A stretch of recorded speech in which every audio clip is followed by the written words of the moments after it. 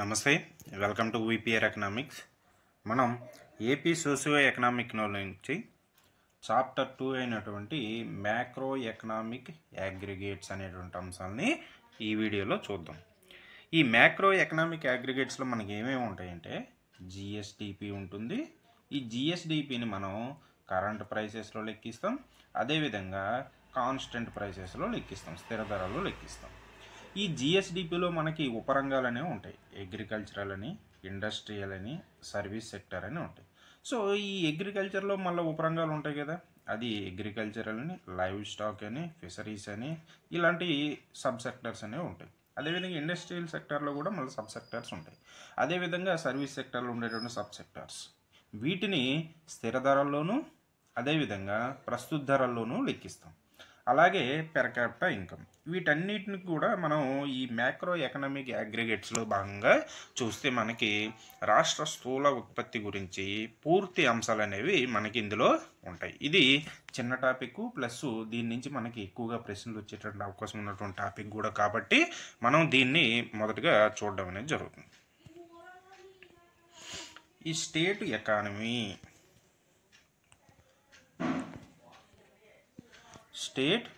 Economy మనం సాధారణంగా రాష్ట్రం యొక్క ఆదాయాన్ని ఎస్డిపిగా చెప్తాం.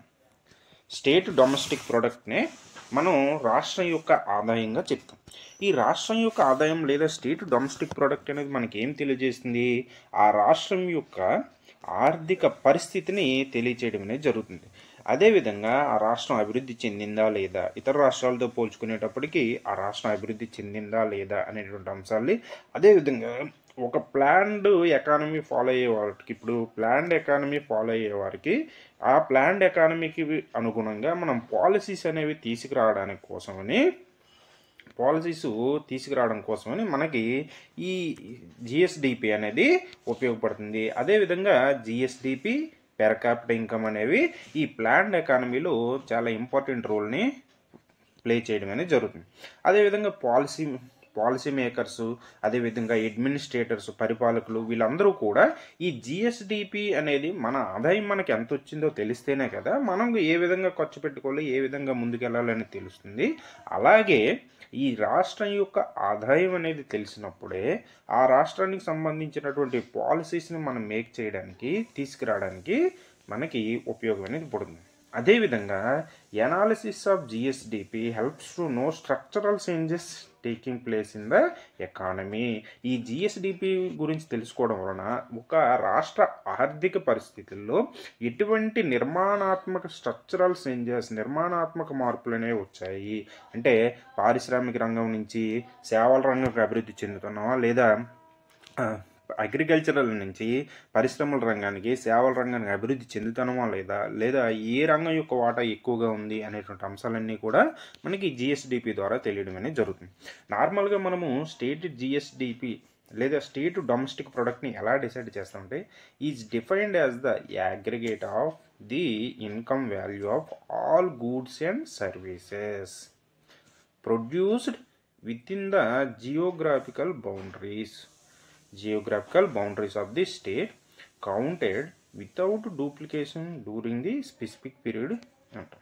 అంటే ఒక రాష్ట్రం యొక్క జిఎస్డిపిని ఏ విధంగా లెక్కిస్తామంటే, ఒక ఆర్థిక సంవత్సరంలో ఉత్పత్తి అయినటువంటి వస్తువులు, సేవల యొక్క, అయితే ఈ ఆర్థిక సంవత్సరం ఎక్కడ ఉత్పత్తి అవ్వాలి? ఆ రాష్ట్ర భౌగోళిక పరిస్థితుల్లో, భౌగోళిక సరిహద్దుల్లో ఉత్పత్తి జరగాలి. అంటే ఇప్పుడు ఆంధ్రప్రదేశ్లో యొక్క భౌగోళిక సరిహద్దులో ఇది ఉత్పత్తి అనేది జరగాలి. సో ఇక్కడ ఆంధ్రుడా, ఒరిస్సావాడ, గుజరాతాడా ఇవన్నీ కాదు, ఆ భౌగోళిక పరిస్థితుల్లో ఆ భౌగోళిక సరిహద్దుల్లో ఉత్పత్తి అనేది జరిగితే చాలు. ఎలా? ఒక పీరియడ్ ఆఫ్ ఇయర్, దీన్ని ఏం చెప్తాం? ఒక ఫైనాన్షియల్ ఇయర్గా చెప్తాం. సో ఈ ఫైనాన్షియల్ ఇయర్లో మనకి ఈ భౌగోళిక సరిహద్దుల్లో ఉత్పత్తి జరిగే దానినే మనం జిఎస్డిపిగా చెప్పడం అనేది జరుగుతుంది. చూడండి, ఇప్పుడు ఈ జిఎస్డిపి అంచనాలు అనేవి మన స్టేట్ పరంగా, అదేవిధంగా ఆల్ ఇండియా లెవెల్ ఎంత ఉన్నాయి అనేది మనం చూద్దాం. చూడండి, estimates of GSDP for the year 2023-24 మనకి ఆర్థిక సర్వే ఎప్పుడు కూడా గత ఆర్థిక సంవత్సరం యొక్క వాస్తవ విలువలనే చెప్పడం అనేది జరుగుతుంది. ఇప్పుడు ఇక్కడ 2 ఇచ్చాడు, ఒకటి ఆంధ్రప్రదేశ్ ఇచ్చాడు, 2 ఆల్ ఇండియా ఇచ్చాడు. ఇక్కడ ఆంధ్రప్రదేశ్ ఏమో అడ్వాన్స్డ్ ఎస్టిమేషన్స్ అని ఇచ్చాడు, అంటే మనకి జనవరిలో ఉన్నటువంటి వాల్యూస్ అనమాట. 2024 జనవరి నాటికి ఉన్నటువంటి వాల్యూస్ ఇవి. ఆల్ ఇండియా ప్రొవిజనల్ ఎస్టిమేషన్స్ అంటే 2024 మే నాటికి ఉన్నటువంటి ఎస్టిమేషన్స్ అనమాట ఇవి. సో ఇక్కడ ఈ ఆంధ్రప్రదేశ్ సంబంధించినటువంటి జిఎస్డిపి అనేది ఇచ్చాడు, ఇక్కడ కాన్స్టెంట్ ప్రైసెస్లో ఇచ్చాడు, కరెంట్ ప్రైసెస్లో ఇచ్చాడు. సో ఇప్పుడు మనం చూడండి 2023-24 ఆర్థిక సంవత్సరానికి ఆంధ్రప్రదేశ్ యొక్క జిఎస్డిపి అనేది కాన్స్టెంట్ ప్రైసెస్లో మనకి 8.21 లక్షల కోట్లుగా ఉండడం అనేది జరిగింది. ఈ కాన్స్టెంట్ ప్రైసెస్లో గ్రోత్ రేట్ అనేది, ఈ కాన్స్టెంట్ ప్రైసెస్ గ్రోత్ రేటు 7.35% నమోదైంది. ఏ సంవత్సరానికి? 2022-23 నుంచి 2022-23 నుండి 23-24 ఇలా ఈ 2 సంవత్సరాల మధ్య మనకి స్థిర ధరల వద్ద ఆంధ్రప్రదేశ్ యొక్క జిఎస్డిపి గ్రోత్ రేట్ ఎంత? 7.35%. అదేవిధంగా గత ఆర్థిక సంవత్సరం అంటే 2022-23లో అయితే ఇది 7.65 లక్షల కోట్లు స్థిర ధరల వద్ద, గ్రోత్ రేట్ ఏమో 5.81%గా చెప్పడం అనేది జరుగుతుంది. ఇప్పుడు స్థిర ధరల్లో చూసాం. స్థిర ధరల్లో అంటే ఇప్పుడు 2011-12 ధరల్లో అంటే ఆధార సంవత్సర ధరల్లో. ఇప్పుడు దీన్ని ప్రస్తుత ధరలో చూడాలి. ప్రస్తుత ధరల్లో అంటే ఏంది? ఏ సంవత్సరంలో అయితే జిఎస్డిపిని ఆదాయాన్ని లెక్కిస్తున్నామో ఆ సంవత్సరంలో జరిగినటువంటి వస్తు సేవల యొక్క మార్కెట్ విలువని మనం ప్రస్తుత ధరల్లో జిఎస్డిపిగా చెప్తాం. ఈ ప్రస్తుత ధరలో జిఎస్డిపి దీన్నే కరెంట్ ప్రైసెస్గా చెప్తాం. ఈ ప్రస్తుత ధరలో జిఎస్డిపి ఆంధ్రప్రదేశ్ జిఎస్డిపి ఎంత? 14.4 లక్షల కోట్లుగా ఉంది. సో ఈ ప్రస్తుత ధరల్లో మనకి 2023-24 ఆర్థిక సంవత్సరానికి ఈ ప్రస్తుత ధరలో వచ్చినటువంటి ఈ జిఎస్డిపి యొక్క వృద్ధి రేటు ఎంతంటే 10.44%గా ఉంది. అదేవిధంగా గత ఆర్థిక సంవత్సరం 22-23లో అయితే 13.04%గా ఉంది. గ్రోత్ రేట్ కరెంటు ప్రైసెస్లో 13.04 లక్షల కోట్లుగా ఉంటే గ్రోత్ రేట్ ఏమో 13.5% గ్రోత్ రేట్ అనేది ఉంది. ఈ వాల్యూస్ అనేది ఖచ్చితంగా గుర్తుపెట్టుకోవాలి. ఇప్పుడు మనం ఏపీ పరంగా చూసాం. సో ఇండియా పరంగా ఎంత ఉంది? ఇండియా యొక్క జీడిపి దేశానికి వచ్చేటప్పటికి జీడిపిగా చెప్తాం, అంటే గ్రాస్ డొమెస్టిక్ ప్రోడక్ట్గా చెప్తాం. జిఎస్డిపి అంటే గ్రాస్ స్టేట్ డొమెస్టిక్ ప్రోడక్ట్గా చెప్తాం. ఇప్పుడు ఈ జీడిపి అనేది ఇండియా పరంగా ఎంత ఉంది? ఇండియా పరంగా కాన్స్టెంట్ ప్రైసెస్లో కానీ చూసుకున్నట్టుగైతే 170.82 లక్షల కోట్లుగా ఉండి గ్రోత్ రేట్ ఏమో 8.2%గా ఉంది. అదేవిధంగా గత ఆర్థిక సంవత్సరం 22-23 ఆర్థిక సంవత్సరంలో భారతదేశం యొక్క జీడిపి అనేది స్థిర ధరల వద్ద 160.71 లక్షల కోట్లుగా ఉండి 7% గ్రోత్ రేట్ అనేది సాధించింది. నెక్స్ట్ మనకి ప్రస్తుత ధరలు, భారతదేశం యొక్క జీడిపి ప్రస్తుత ధరలు ఎంత? 2023-24 ఆర్థిక సంవత్సరం 295.36 లక్షల కోట్లు ఉండి 9.6% గ్రోత్ రేట్ అనేది సాధించింది. గత ఆర్థిక సంవత్సరం 269.5 లక్షల కోట్లుగా ఉండి 14.2% గ్రోత్ రేట్ అనేది సాధించడం అనేది జరిగింది. ఇది జీడిపికి సంబంధించి. ఇప్పుడు ఈ జీడిపిని మనం చూడండి కాన్స్టెంట్ ప్రైసెస్లో లెక్కిస్తాం, అదేవిధంగా స్థిర ధరల్లో కరెంట్ ప్రైసెస్లో లెక్కిస్తాం. సో ఈ కాన్స్టెంట్ ప్రైసెస్లో ఎంత ఉన్నది అనేది కానీ మనం ఒకసారి చూసుకున్నట్టుగైతే ఈ కాన్స్టెంట్ ప్రైసెస్ చూడండి, ఎస్టిమేట్స్ ఆఫ్ కాన్స్టెంట్ ప్రైసెస్. మన ఆంధ్రప్రదేశ్ యొక్క జిఎస్డిపి అనేది కాన్స్టెంట్ ప్రైసెస్ అంటే 2011-12 ధరల్లో 2023-24 ఆర్థిక సంవత్సరం యొక్క అడ్వాన్స్డ్ ఎస్టిమేషన్ సంబంధించి 8,20,894 కోట్ల రూపాయలుగా ఉన్నది. దీన్నే మనం 8.21 లక్షల కోట్లుగా చెప్పడం అనేది జరుగుతుంది. సో గత ఆర్థిక సంవత్సరంలో అయితే ఇది 7.65 లక్షల కోట్లుగా ఉంది. సో ఇది గ్రోత్ రేట్ ఏమో 7.35% గ్రోత్ రేట్ ఏమో నమోదైంది. అదే ఇండియా అయితే 8.2% గ్రోత్ రేట్ అనేది నమోదైంది. ఆంధ్రప్రదేశ్ యొక్క గ్రోత్ రేట్ అనేది మనకి స్థిర ధరల వద్ద ఎంత అని అడిగాడు అనుకోండి, ఎంత స్థిర ధరల వద్ద 7.35%గా ఉంది. స్థిర ధరల వద్ద ఆంధ్రప్రదేశ్ యొక్క జిఎస్డిపి ఎంత అంటే 8,20,894 కోట్ల రూపాయలు, లేదా 8.21 రౌండ్ ఫిగర్ చేసేసి 8.21 లక్షల కోట్లుగా చెప్పడం అనేది జరుగుతుంది. ఏ సంవత్సరానికి అంటే 2023-24 సంవత్సరానికి సంబంధించినటువంటి అడ్వాన్స్డ్ ఎస్టిమేషన్స్గా చెప్పడం అనేది జరుగుతుంది. అదేవిధంగా ఇప్పుడు దీన్నే ఆల్ ఇండియా లెవెల్లో ఎంత ఉంది, as per provisional estimations GDP of all India. So జీడిపిని మనం ఆంధ్రప్రదేశ్ యొక్క ఆదాయం ఎలాగుంది, అదేవిధంగా దేశం యొక్క ఆదాయం ఎలా ఉందనేది కూడా పోల్చి చూడడం అనేది జరుగుతుంది. సో 23-24 ఆర్థిక సంవత్సరానికి సంబంధించి 173.82 లక్షల కోట్లుగా భారతదేశ జీడిపి ఉండి గ్రోత్ రేట్ ఏమో 8.2% గ్రోత్ రేటుగా ఉండడం అనేది జరుగుతుంది. ఇప్పుడు రాష్ట్రం యొక్క జిఎస్డిపి చూసాం. సో ఈ రాష్ట్రం యొక్క జిఎస్డిపిని మనం రంగాల వారీగా చెప్పేటప్పుడు జీవీఏ పరంగా చెప్తాం, గ్రాస్ వాల్యూ యాడెడ్ పరంగా చెప్పడం అనేది జరుగుతుంది. గ్రాస్ వాల్యూ యాడెడ్ పరంగా చెప్పడం అనేది జరుగుతుంది. సో జీవీఏ పరంగా చెప్తాం.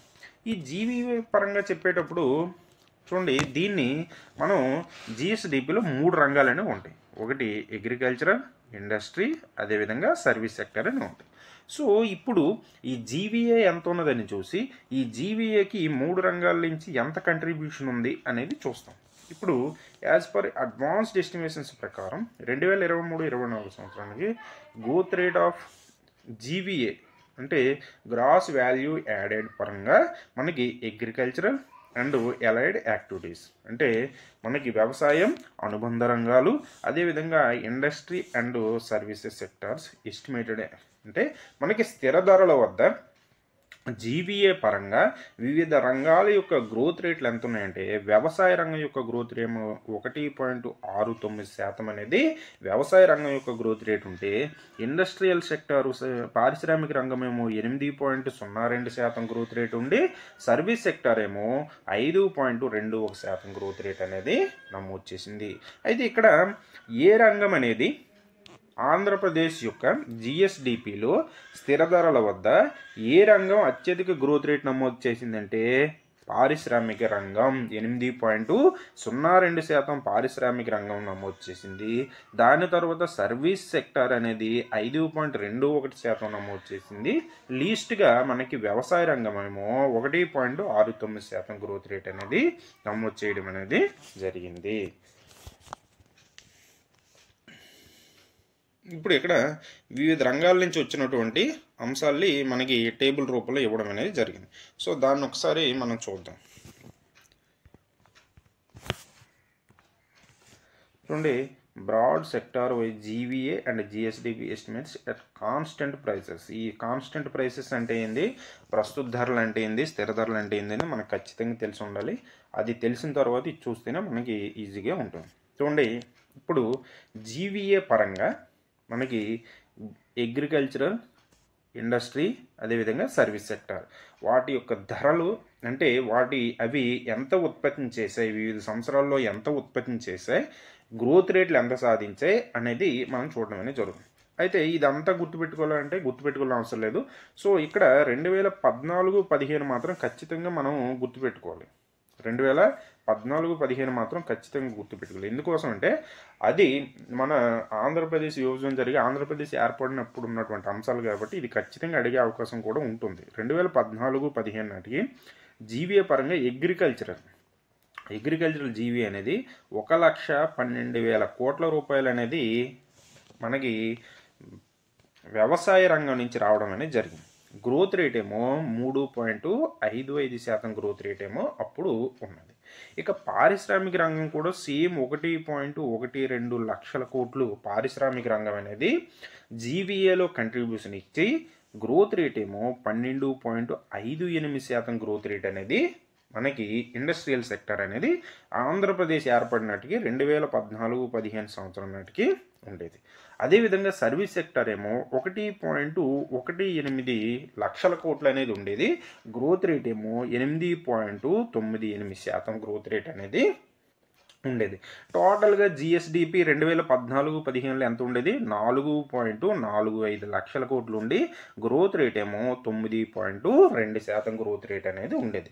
అయితే ఇక్కడ ఇవి ఖచ్చితంగా గుర్తుపెట్టుకోవాలి ఫిగర్స్. ఇక్కడ గమనించాల్సిన విషయాలు ఇంకేమిటి ఏంటంటే 2014-15 నాటికి జీవీఏలో అత్యధిక వాటా ఏ రంగం నుంచి వచ్చేదంటే సర్వీస్ సెక్టార్ నుంచి వచ్చేది. చూడండి 1.83 లక్షల కోట్లు సర్వీస్ సెక్టార్ నుంచి వచ్చేది.